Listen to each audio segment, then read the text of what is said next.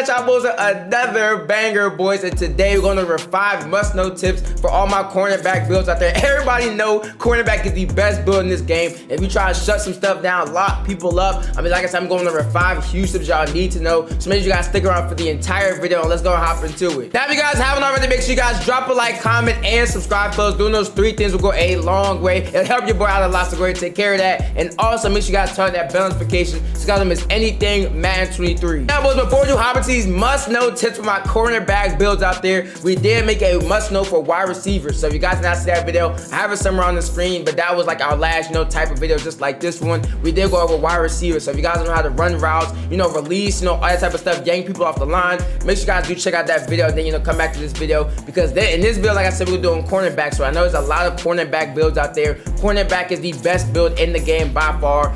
So like I said, we're gonna be talking about like pressing stuff, like catching interceptions, all that type of stuff we're gonna be talking about in this video. So let's go and hop into it. All right, boys, now getting to the number 1 tip that is a must know for all my cornerback builds is gonna be pressing. Now, everybody and they mama been asking me, how do you press, how do you press, how do you press, and face the franchise, y'all, and all that type of stuff. So let me tell you guys, that's the number, like I said, the number 1 tip we got to go over. So if you guys don't know what we're in right now, we're in face the franchise, doing the training. That's the best way to practice, pressing and just things like that. When like I said, you're at cornerback or wide receiver, this is the best way to practice is face the franchise. So see where face the franchise, and basically how you're gonna press is gonna be LB or A. Now you can use both of these, which I would recommend. Use both of these to kind of like making sure like you stay balanced and making sure you can actually press no matter where the wide receiver is going. So LB and A, that's the best way to do it. Now I want to say on PlayStation that's L1 and X. I want to say L1 and X. So like I said, that's how you're gonna be. That's how you're gonna press in the yard and face the franchises. These 2 buttons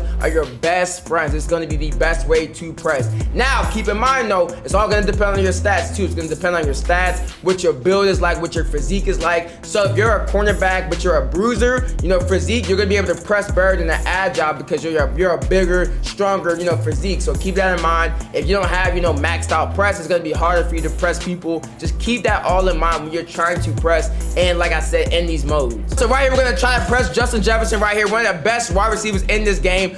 They kind of quick snapped it right here, but I'm gonna try to press him right here so I can actually show you guys. I wish I could show you guys a hand cam, but whenever I do, it just messes up the video. So right here, like I said, LB and A, you see right here, I'm gonna press Justin Jefferson all the way to the freaking sideline. I mean, good God, he should be embarrassed for that, but it's on Ricky or whatever. But like I said, that's how it should look. You're gonna press LB and A, and basically what you're gonna do with your left stick is wherever he is going. So if he releases to the outside, you're gonna push your left stick to that side. So wherever he's going is where you're gonna put your left stick. So like I said, start the play, boom, you're gonna go, get in his face or whatever, boom. So LB and A, boom, and then to the outside, and then you see right there, my guy latched to him to the outside, and that's how you're going to press. And that's the best way to do it. It's like I said, it's gonna be the easiest way to do it. Like I said, it's all gonna definitely depend on your stats and stuff like that as I go outside right there. But I'm gonna show you guys again right here. Like I said, he's gonna always try to go to the outside, so that's why I'm gonna push my left stick. Also, your positioning, like try to make sure you're inside of him. Boom, and you see right here, we're just gonna press the outside, and we just press him all the way down the field. So like I said, make sure you guys are like standing to the inside. Make sure you guys you take away the inside so he can't run like a slant or something like that. Now, one more thing I do to say with pressing is that you want to keep in mind, the wide receiver, he could do like certain releases and stuff like that off the line. So don't always expect to be able to, press somebody into the ground. Do not always expect to. Keep in mind, make sure to tell your safety, or I might get burned here. Just like I said, make sure you guys communicate and stuff like that. But one other thing I do want to tell you guys with pressing is that you can get like a dominant, press animation. So the way to get that dominant press animation is going to be like going straight down on the left stick. So if you line directly up with a wide receiver and you just go straight down on the left stick, you're going to get a dominant press animation to where he just doesn't move out. And like I said, it depends on if the wide receiver does a good release off the line. It all depends on that. But if he runs directly into you and you get that dominant press animation, you will like I said, he will not be able to move. So I'm going to try to show it right here. Like I said, line up directly in the middle of him, and right here, like I said, Justin Jefferson, he's just the best in the game, so he's gonna do a good release off the line. But like I said, if you're facing a bad wide receiver, he tries to run directly to you, you can get that dominant press animation so he doesn't like move at all. Now, boys, that tip number 2 is gonna be strafing, boys. So if you guys don't know what strafing is, it's honestly the best mechanic in this game for the defense side of the ball. So basically what strafing is basically, you know how you like square up or like backpedal or just do any type of like square up movement on defense? That's what strafing is. So I know a lot of guys don't know what that is. So how do you do it is LT. It's the LT button or the left trigger button. On Xbox or PlayStation, doesn't matter. It's the left trigger. Basically, like I said, this is how you're gonna square up and like kind of like cut and like strafe around the field basically. So I'm gonna go ahead and show you guys right here. So boom, the CPU is gonna go ahead and snap the ball. So whenever I don't want to run, so let's say I only got a full sprint, right? I'm gonna run a full sprint. Let's see, snap the ball, so run it. If I want to strafe up, do this right here, side to side, that's how you strafe, and it's LT or the left trigger. Like I said, that's how you do that. So you guys will know how to backpedal. I'll go and show you guys. So boom, backpedal, and I'm using the left. I'm using the left trigger.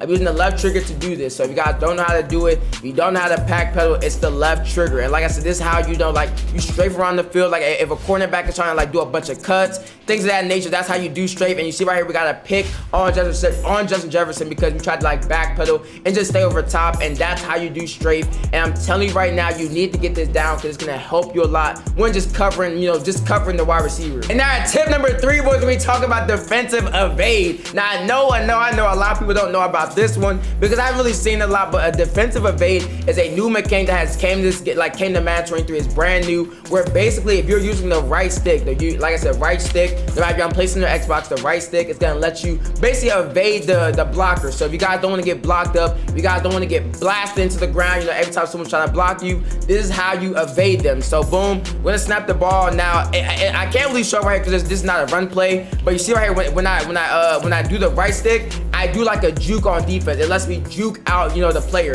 So if you guys ever in a situation where you have a bunch of blockers coming your way or just one blocker coming your way, you do the right stick. You see right here how I juke with my player. This is how you do that defensive evade. So you want to get around the blocker. You don't have to just run around them or just get bopped. Nah, you can actually juke them out so you don't have to get blocked. So like I said, this is an underrated mechanic that, like I said, just came in this year. Boom, you see right here I'm doing it, and like I said, this is the best way to like get around blockers so you're not getting ran on every play. All right, but now get into tip number 4 is gonna be knowing when to catch tackle, knowing when to swat, and knowing when to get an interception. Now if you guys don't know what a catch tackle is, which I know a lot of you guys don't, a catch tackle is basically when you're burnt, you cook, and you gotta try to get a pass breakup. A catch tackle is basically when you're trying to go for a tackle on that wide receiver. Instead of going for an interception or a swat, you're just trying to tackle the player, and a lot of times this will cause a breakup because you're just tackling them or like pushing them out of bounds or things of that nature. So a catch tackle is literally whenever you're burnt, if you know you can't get the interception,